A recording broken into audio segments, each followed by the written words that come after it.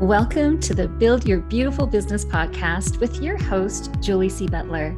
If you're looking to build the business of your dreams, then this is the space you want to be in. Join Julie as she talks about ways that you can successfully scale your profitable dream business, one that will give you ultimate time freedom and the abundant lifestyle you deserve. Julie will take you by the hand, sharing with you her business savvy strategies as she chats it up with her favorite online entrepreneurs.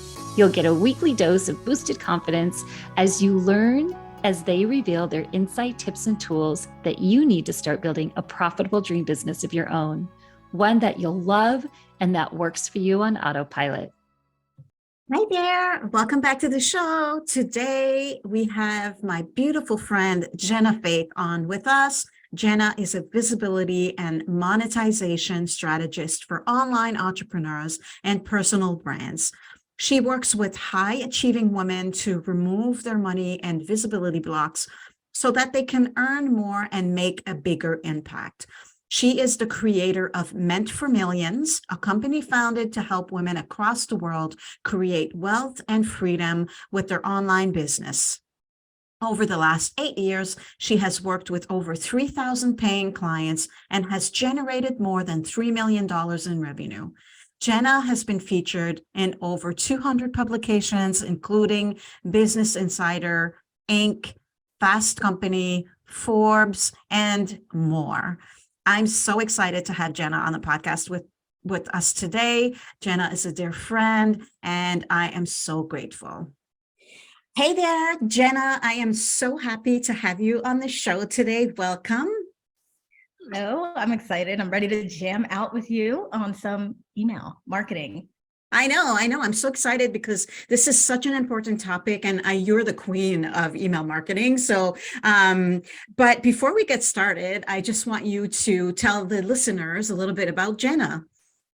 All right. So I don't even know where to start because there's so much to tell. I've been in business for 10 years, this particular business, and there's been a lot of changes. I started really helping people with their confidence and, just presenting themselves online. And that grew into, helping people with visibility, becoming a business coach. And it's really just progressed. And my two loves that I like to really help people with is email and audience building, because I feel like that's a subject that a lot of other coaches just completely skip over. And it's such an important thing. And the other piece is mindset, right? And really being able to maintain your mindset for what needs to be done in your business and where we have to go in our business. So those are my two favorite things to help people with. But I also help people, create their offers and their offer suites and their business models. So I kind of do it all. I'm just love to help people grow something from their skills and their talents and their expertise. Yes, and grow to that level that they want to grow to, right? And I know I can attest to this because I've worked with you before. I've joined some, what's it called now? I know it's called the 10K Lab at the time, but I went through that twice with you. And then I did also another program with you. And I've been in your world for a few years now. So I know that you always over deliver, and because of you and the mindset work that we did together in your programs, I can attribute some of the learnings from you and just I'm a good student, so taking action on the things that I learned from you, moving to where I am in my business today. So thank you, and I'm so grateful that you came into my world.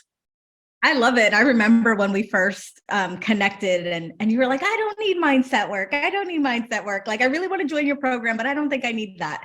And I'm like, okay, and then by the end of the program, you said the most important, impactful thing in the program was the mindset work. So it's like one of those things that we feel like, no, I just need to know how to get clients, or I just need to know, how to make my offer. But there's so much more involved in how we show up for that. Mm-hmm.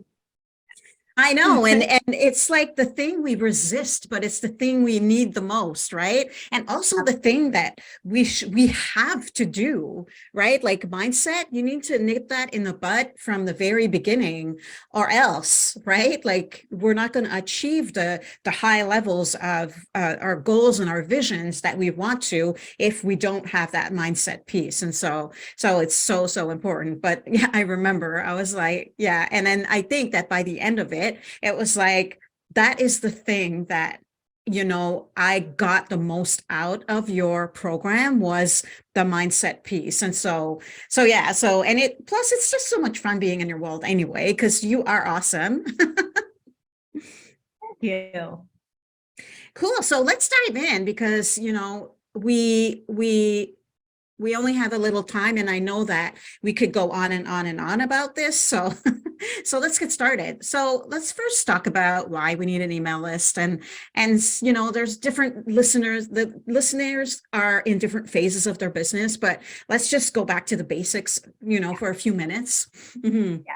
I mean, if you are starting, like, this is the number one thing you want to do, because what happens is I get so many people who have been in business for several years, mm-hmm. or 5 years, 6 years, and they never focused on building that list. And now they're scrambling. Now it's like, oh, I should have done that. I should have paid attention to that. So whether you're just starting, whether you have been in business, I honestly feel in 2023, this is going to be your most important asset.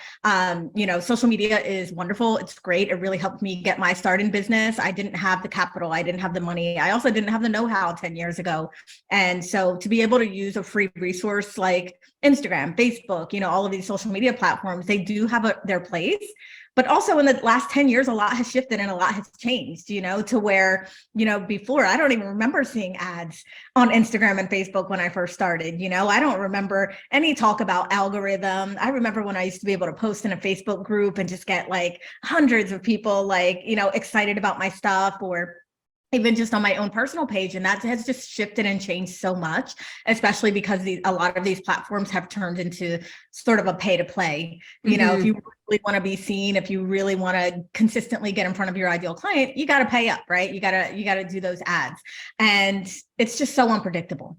For me, social media, it has its place, but it's also very unpredictable in terms of, if I know I want to get an offer or, a free opt-in out in front of somebody, I don't know how many people are going to see that post. I don't know who's going to click the link. I don't know anything, right? It's kind of like, am I going to get lucky today? Mm-hmm.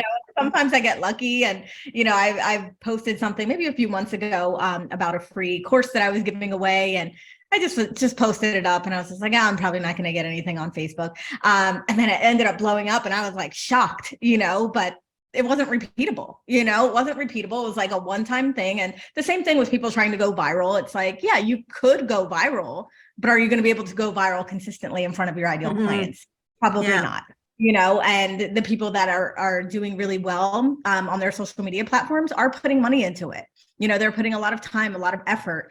And to me, I would rather send one email a day then make 10 Facebook posts a day, or 20 Instagram reels, or 20, 30, 40 stories to get the same effect. So your email address really also, to me, is like, it's people who actually raised their hand and said, I'm interested in learning about this particular thing from you specifically, right? Mm-hmm. Whereas your Facebook feed, whether that's your friends, people that you're just connected to in the industry, your Instagram feed, we don't know if those people are even interested in what we have at all. Do they even know who we are? And so we're just kind of putting something out there, hoping that the right people it's going to land with the right people. Whereas my email list, I know that these people actually know who I am, mm-hmm. because they signed up for something and they want to learn about business.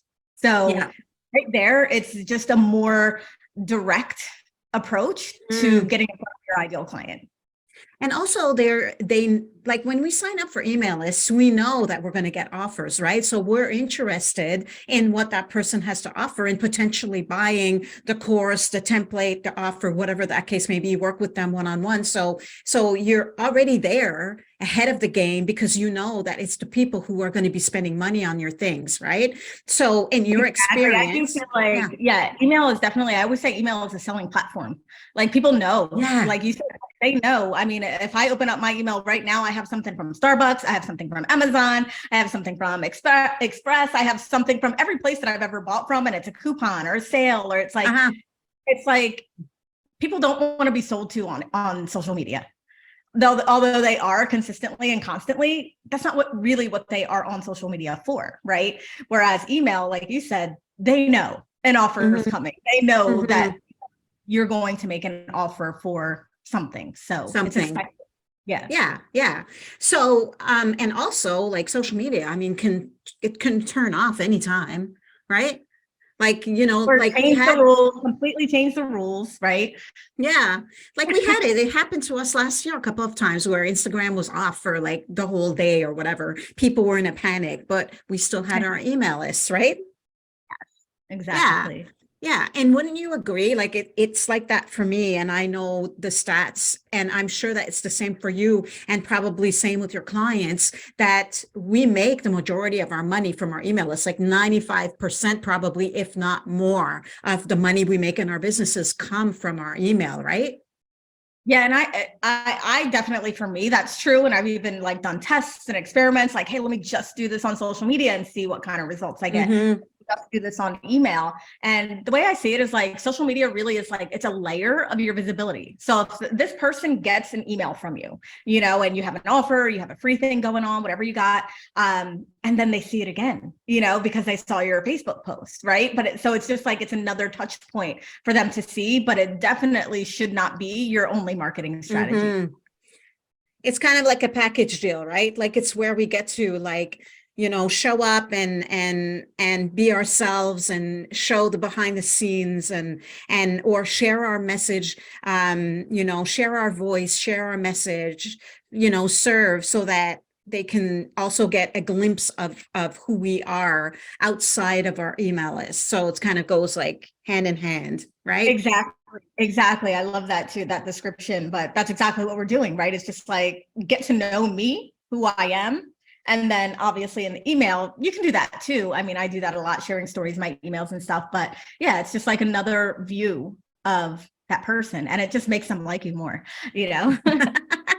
That's awesome. And so, okay, so I know like I've written down a few questions, and I'm sure that the flow of the conversation will go in whatever direction it's going to go in. And that's what I love.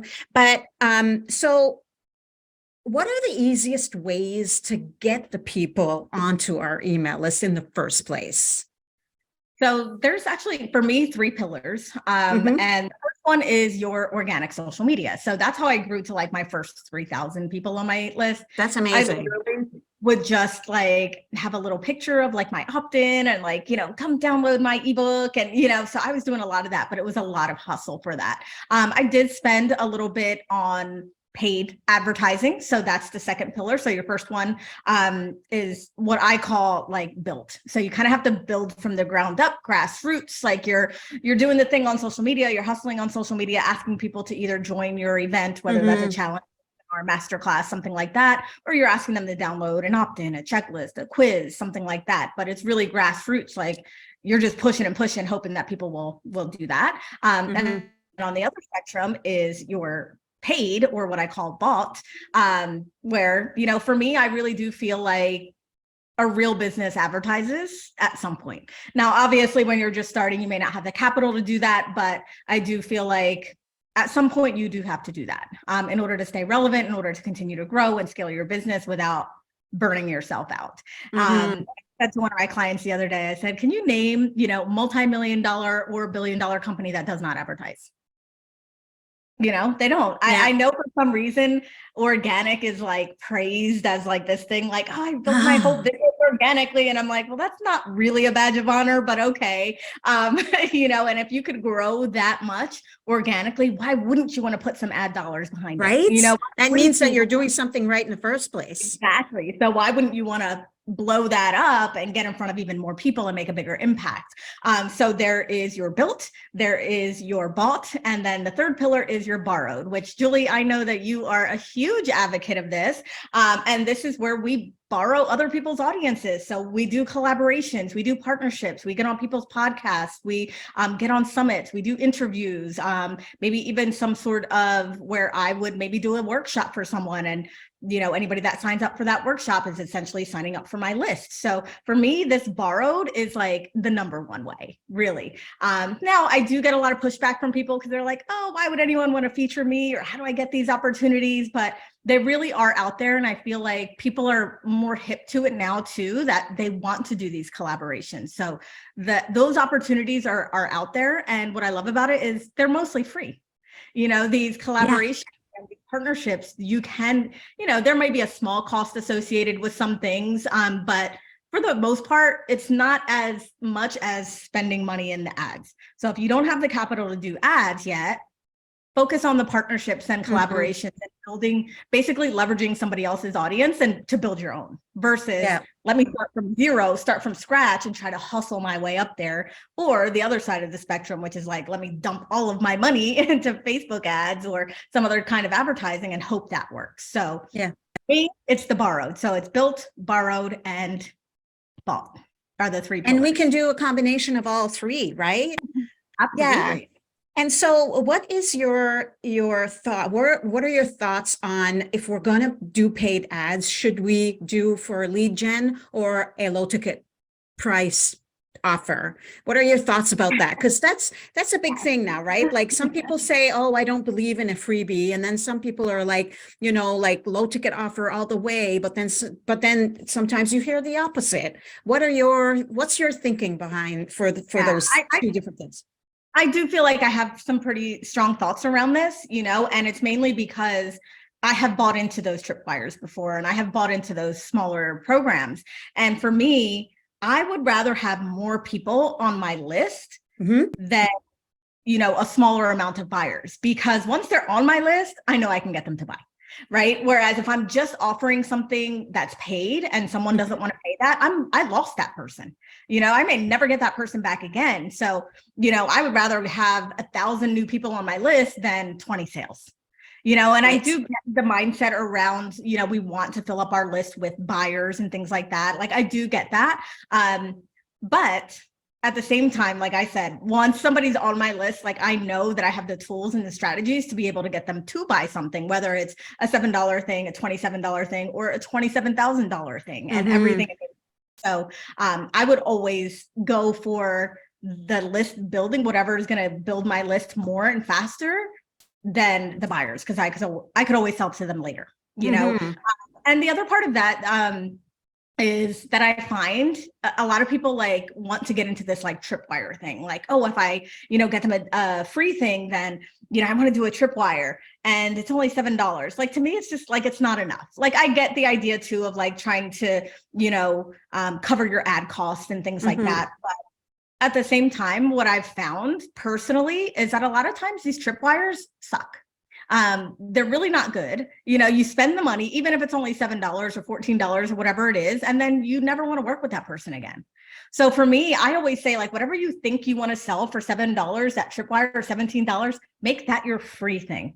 Because what's going to happen is you're going to knock the socks off of that person. Like, oh, wow, I would have actually paid for this thing, right? Now you're building that rapport with that person. They trust you. They know they're going to get high value from you, and they're going to be more of a lifelong, subscriber and potentially buyer. So I lean more towards that. I would rather show up and give value up front, knock the socks off of people, give a really, really good first impression, and have those people on my list that I can sell to later, than make a shitty impression by just throwing something together and saying, oh, it's only $7, and having that person be really disappointed and completely get off of my list and never want to buy anything from me again. I love that. That's a good point. But we want to also make sure that that freebie, that lead magnet, whatever that we're exchanging for the email, is actually in line with our future offers, right? Absolutely. And I feel like the whole landscape of the opt-ins has changed as well. There's certain things that used to work before don't necessarily work now. There's, more hip things that work now. I think, like meditations work really well. So like people in the spiritual world, like people eat that up. They love that, they will download a 15-minute audio, and that's so easy to do, right? Versus let me create a 100-page ebook and checklist and all of this stuff. I also really like assessments for opt-ins. So this could be a quiz, but something basically where the person is like self-assessing what they need, whether that be in their relationship, in their business, with their money, whatever your topic is. And the reason why I love this is because it's not something where you're like telling that person like, oh, you need me, or this is terrible, or, you're really bad at this. But it's like they self-assess and they're like, oh, wow, like I need some help, and who are they automatically going to think of, as they're assessing their situation, whatever that might be, it's you, right? So I really like the assessments as well for things like that. Mhm. Quizzes work really well for the same reason, got to be a little bit careful with quizzes, I feel like, because sometimes people just want to take the quiz just to take the quiz, but they're not really interested in whatever you have going on. Mhm. So they're good for leads, but conversions on quizzes are not as great, I feel like, Okay. than, yeah. Yeah. Because we still want people to be invested, right? Like within that opt-in, we want them to be invested. So if someone's listening to like a 15-minute audio from me, like I'm in their ear for 15 minutes, they're getting to like feel my vibe. They get to hear my voice. If it's a video thing, they get to see me. So there's a lot of elements that go into it to making like a really good opt-in and making people like want to stay on your list. I really like that you just said that about the audio or the video, because then they get a taste of your personality and who you are as a brand. I love that. Right. And I think that can convert so good. Shit. Good idea. And the other thing too is with opt-ins, I always say there's two opt-ins, right? Like you have your static opt-in. That's the thing that's going to be on your website in a pop-up, you'll put that at the end of your bio. It might be in your email, it's like the thing that's always there. Like it's your static opt-in. If, I'm doing a podcast like this and I want to give a free gift, that's, my opt-in. But then there's also what I call your live opt-ins, which are events that you're doing. So if you're hosting a masterclass, a webinar, doing a challenge or a boot camp, that's different, right? Because that's more timed. But those are also really, really good lead magnets as well for the reasons that you were just saying. They get to actually experience like what it's like to work with you. They get your vibe. They get a sense of like your know-how, and they get to decide like, do I vibe with this person? Do I like them? Cool. I'm going to stay on their list. Or this person's really annoying and I don't like to listen to their voice. So I'm going to skip out on that person. Right. But we want to give them that opportunity to see and feel and hear what it would be like to be in our space. What I like most about that is that, sometimes if I like find someone new, and what I do is I'll do the lead magnet thing, but then I follow them on social media, right? Because of that, I want to see who they are, want to check to see if, we vibe, if the chemistry, like, do you know what I mean? I want to really see who that person is on the inside out. And if that lead magnet was that in the first place, it would bring me closer to making that decision potentially, because I've already gotten that taste of who they are with an audio or a video or whatever. So I like that idea, actually. Exactly.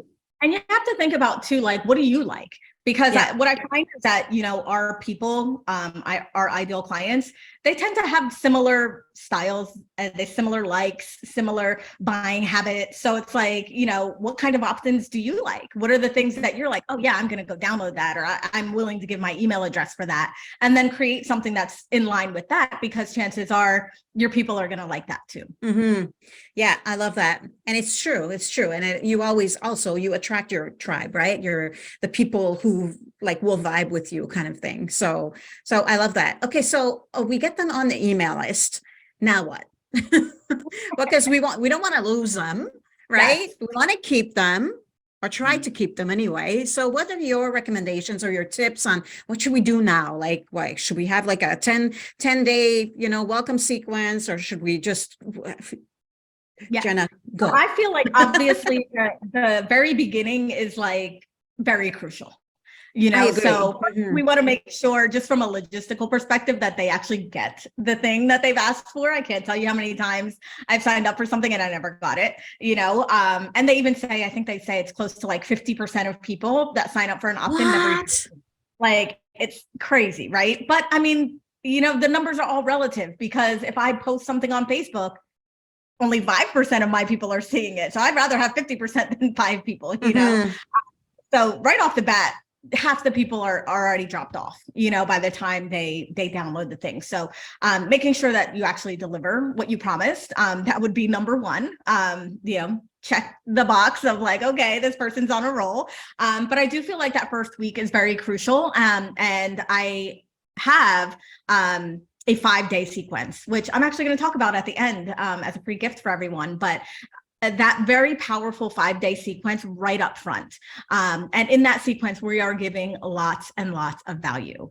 You may or may not sell something at the end, really depending on, your style and your preference, but I feel like that first week is really crucial. So when they're getting that opt-in, having those follow-up emails from you, getting to know a little bit more about you, getting like a lot of value from you makes them feel like, you know what, I want to stay on this list because I want to keep getting this value, right? Versus if they maybe either don't get the thing at all, or they just immediately start getting sales pitches without knowing anything, or they don't get any value, then likely they're going to just hit unsubscribe by, a couple weeks. If you're just like immediately jumping on them with sales versus value.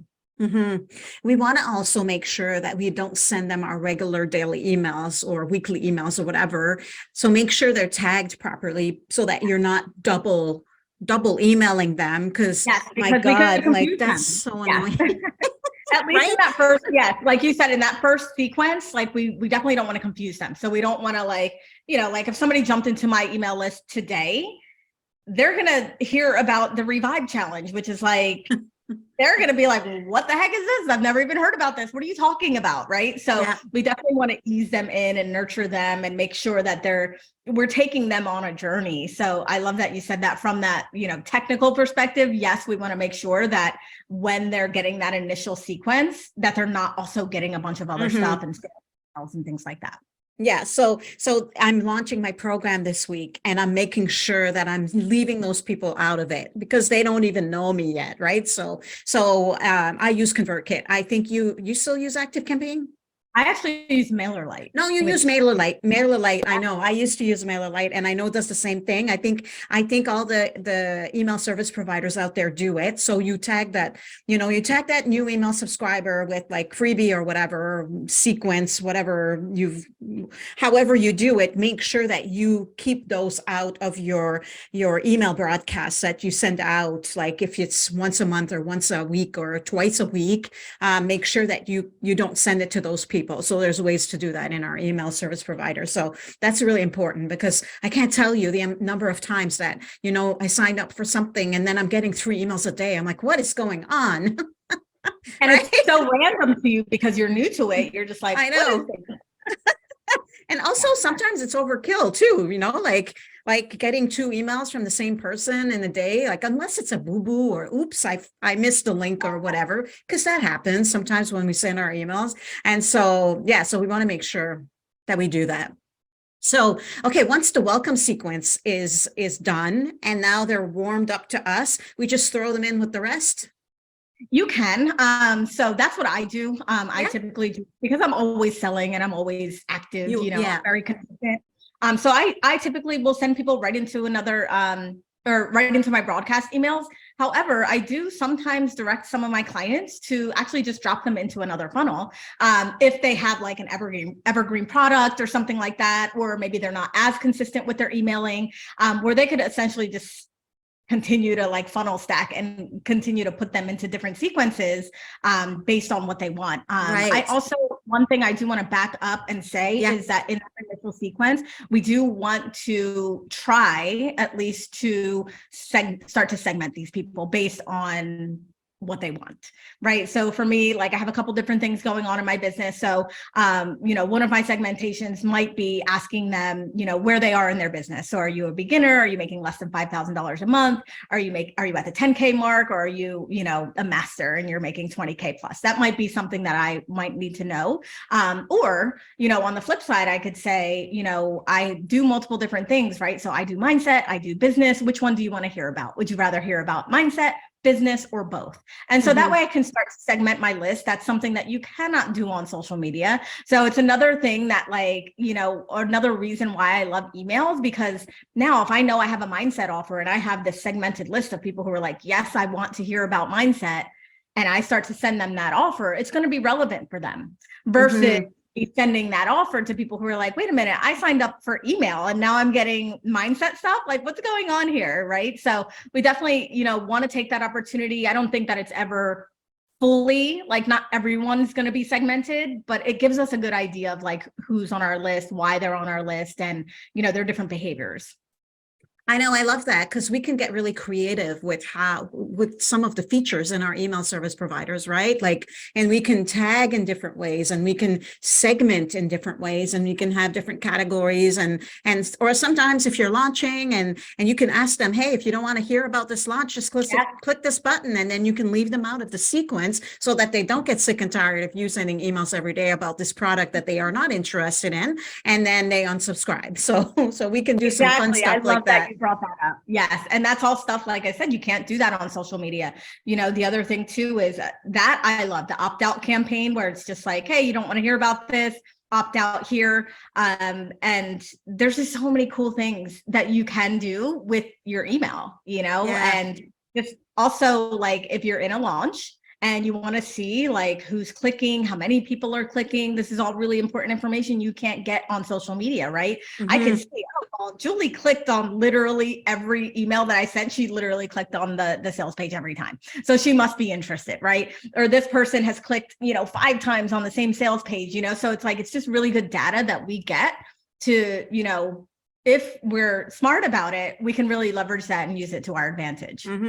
Because then we can send them a personal note too. Like I know that I do that, right? Like when I'm launching, I create a tag for the clickers, right? And then I send them a personal note. Hey, I saw that you click, and then I'm funny. So I'll always say, well, ConvertKit told me, right, that you clicked and maybe you're interested. And so I just wanted to send you a personal note, blah, blah, blah. And so I know it's great. It's amazing the things we can do, right? Inside of the email that we cannot do on social media. We cannot even know. Like, I'm like, are people clicking on my stuff on social media? I have no idea. Exactly. And that's the thing. Or even who. It's so unpredictable. It's so unreliable. It really should just be, like I said, just a light of what you're already doing, in other ways. But yeah, there's email magic, and I think a lot of people maybe get scared because of the technical piece and like, well, I don't know how to do that, or hire a VA, instruct, somebody who does know how to do it. Stay in your zone of genius with writing the emails and then have somebody else, do the technical pieces of the email. But there is a lot that you can do. You can do abandoned cart email. So if somebody, clicks on the sales page, gets to almost like check out, but they don't check out. I mean, you see this happen all the time with just regular emails, right? Like if I go to add a product to my cart and I don't check out, I'm getting an email from them like, hey, you forgot to check out, or you forgot your jeans, or you forgot your sweater, like, so it's like, we could even do that too. We have the access to do that and just see who's really interested in what we have. Now, some people might just be nosy, and that's cool too. I've sent emails like that to people and I'm like, hey, I just saw that you clicked, like, were you interested or are you just being nosy? I love that. A good way to like just create rapport and a relationship with people is talking about that, let's talk about what are your top tips and how to, build rapport and create relationship within your email community? Because you're really good at this and you're really good at converting your email list into buyers. So what are your top things that, like what are the things we should, start doing? Or first of all, like, how many times should we email and all the good stuff? Because like that stuff's important too. Okay, so I'll answer that question. So that is really a preference. And then it's also just based on your bandwidth. I would say at minimum once a week. That's at minimum. Once a month isn't going to cut it. Twice a month isn't even really going to cut it, I feel like, because you have to think, if I'm a business coach and someone signs up for my list, I'm not the only business coach that they've signed up for. They're getting stuff from other business coaches, and they may be in a process of looking for a coach or looking for a specific solution. And I don't want to be the one that's just emailing once a week. And when they're ready to make that decision, they don't even think of me. Right. So I want to stay top of mind. So I would say at minimum once a week. If you're a prolific writer and you like writing and you like doing things, you can go 5 days a week. You can go daily. And I'll tell you that the people that I've remained on their list are the people who email me daily. But there's a caveat to that. The reason why is because I get a ton of value from their emails. So as long as you're giving value, like value is number one. So even when I'm selling something, I have an intention that like, you're going to get value just from even reading this. Right? Whether you end up signing up for the thing or buying the thing or not, you're going to get something out of even just reading this email. So I've always gone into it with that intention of giving value, stories, telling stories, getting, you can still build that relationship the same thing that you're putting on your social media, those of you that write like those long form posts, put that in an email and send it, because you'll get way more people seeing it than your social media posts, right? And if it's really good content, why wouldn't you want more people to see it? So storytelling, making sure that you're adding tons of value, and just like creating that relationship with them, asking people to reply. That's also a really good thing too for relationship building. I wouldn't do that for every email, but maybe once a month or twice a month, you send an email where you ask a question or you ask them to reply or do something. This also actually really helps with open rates, because it tells the email service providers of the world that like, okay, this person is valid, is legit, they're not spam, people actually want to hear from them. So that's always a good thing to do as well. But yeah, we really just want to create a relationship with them just the same way that we would on social media or anywhere else. And we can really build a community in our email, right? Like even if it's a one-way, I find sometimes it's like a one-way conversation, but you're right, like prompting them to reply or to say, hey, like, I know this, I'm just using this as an example, but what did you have for breakfast today? Let me know, right? Like there's ways that you can get people to reply to you. Yeah, and that's, I don't know. I mean, I hear people say that a lot. Like, I don't like email because I feel like it's a one-way thing. And I'm like, okay, but how do you feel when you read a book?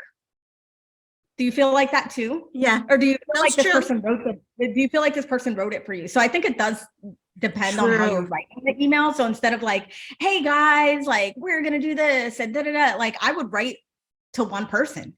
Yeah. Like I would write, you're talking to your best friend. Yeah, I love that. To Julie. And so what I do is not even my best friend. What I do is I think of a client, an ideal client. Like I know so-and-so is my ideal client. Every email that I send, every post that I do, every video that I do, I'm writing it for that specific person. So if I know I have this awesome thing that Julie's my ideal client, like I'm literally writing, hey, Julie, and obviously I'll take that out when I send it, but I'm going into it with that intention of I'm writing this for Julie, right? And it helps to connect with your readers so much better. So I don't really feel like it's a one-way street. It can be, if you're not doing it correctly, but I feel like there's certain ways around it with, asking them to reply, speaking to them really directly as if you're speaking just to them. Those are little ways that you can kind of get around that. And definitely infusing your personality into it, right? Oh, absolutely. I always write. I always get compliments. Like people are like, you write just like you talk. And I'm like, well, is there another way to do it? I don't really know. I guess maybe other people like fabricate like, a specific voice or a specific persona when they're writing an email that's not really like them. But for me, I do write as if I'm talking. So you might find an F-bomb in my emails, like that's just the way that it might be, and that's okay, because I do feel like that makes you like even more relatable to your people. Yeah. That, I'm a real person, I'm not some bot. I'm not, Mr. AI over here, like writing this thing for you. Like I'm genuinely writing this to you from the heart. And I want you to get value from this. And yeah, I want you to buy something from me, but even if you don't, I still want you to get value from this. Yeah, I love that. And also like the whole email writing thing, like I remember I was like overwhelmed by like, thinking about sending one email a week, but it just got easier and easier and easier. And now it's like, I don't even think about it anymore. I just like, oh, today's email writing day. So, I just sit down and whatever that, because I think that, we also have a lot to say and I think that this is the perfect way to serve our people, right? Like we serve them on social. So why wouldn't we do the same in our email, right? Yeah. So if you struggle with writing and you're like, oh my God, I have to write an email, you're probably putting stuff on social media. So you could do a roundup of your social media posts for the week. If you have a long form one, you can literally just take that and put that into an email and send that. I do that. All of my emails turn into a social media post and vice versa. So, that's one way around it. If you're somebody who maybe you do videos or you do short form videos or YouTube videos and you don't want to write a whole email, just send the YouTube video with like a little picture with a clip and, a small paragraph. That can be your email. But the whole point, aside from giving value, yes, we want to give value, but we want to stay top of mind. Yeah. So even if it's just, okay, hey, here's my YouTube video for the week, right? Or here's a post that I wrote, would love for you to check it out. Even just that could be enough if you're not someone who's prolific or writes a lot or feels, inundated or overwhelmed with having to write. And eventually it just comes second nature, and you'll get the hang of it. And then it just becomes part of your weekly. I know you like it. I know you love writing. Yeah, I started once a week. I committed, and I said every Wednesday at 10 a.m. I'm sending out an email, and I just committed to that. That was back in 2013 or 2014. And now I pretty much send an email every day. Yeah. But it progressed to that. It grew to that. So exactly. I love that. Well, that was a lot in a small period of time, but I want to talk about your freebie, because it's the 5-hour funnel, right? Yes.